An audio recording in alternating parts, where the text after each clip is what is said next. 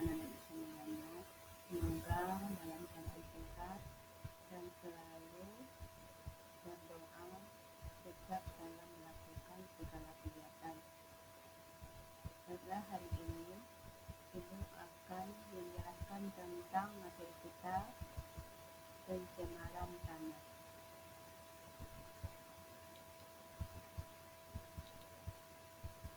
Sebelum kita bahas tentang pencemaran tanah, kita harus tahu dulu apa itu tanah. Tanah adalah bagian dari kerak bumi yang tersusun dari mineral dan bahan organik.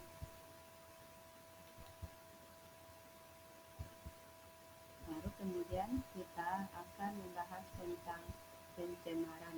Pencemaran adalah berubahnya tatanan komposisi air, udara, atau tanah oleh kegiatan manusia dan proses alam, sehingga kualitasnya menjadi kurang atau tidak dapat berfungsi lagi sesuai dengan peruntukannya.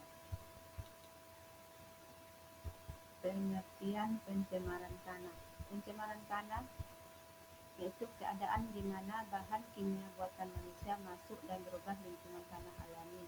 Pencemaran ini biasanya terjadi karena kebocoran limbah cair atau bahan kimia, industri atau fasilitas komersial, penggunaan pestisida, masuknya air permukaan tanah tercemar ke dalam lapisan subpermukaan, kecelakaan kendaraan pengangkut minyak, zat kimia, atau limbah air dari tempat penimbun sampah serta limbah industri yang langsung dibuang ke tanah secara tidak memenuhi syarat atau disebut juga dengan illegal dumping. Penyebab kerusakan tanah. Penyebab kerusakan tanah ini dapat kita lihat ada 4 penyebabnya. Yang pertama itu adalah limbah domestik, yang kedua limbah cair, yang ketiga limbah industri, dan yang keempat limbah pertanian. Kita bahas dulu apa itu limbah domestik. Limbah domestik adalah berupa sampah anorganik yang tidak dapat diuraikan oleh mikroorganisme. Contohnya, kantong plastik, bungkus aluminium snack, dan kaleng soda. Limbah cair. Limbah cair zat yang sangat beracun terhadap mikroorganisme jika meresap ke dalam tanah akan mengakibatkan kematian bagi mikroorganisme yang memiliki fungsi sangat penting terhadap kesuburan tanah.